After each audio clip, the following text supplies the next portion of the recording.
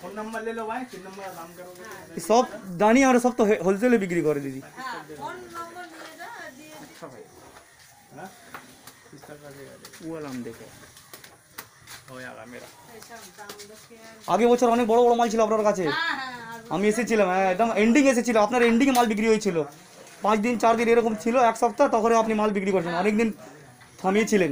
এক সপ্তাহ আগে মাল দিই হ্যাঁ আমি জানি, আমরা আগে এসেছিল, একটা ছেলে নিয়ে এসেছিল আমার আগে।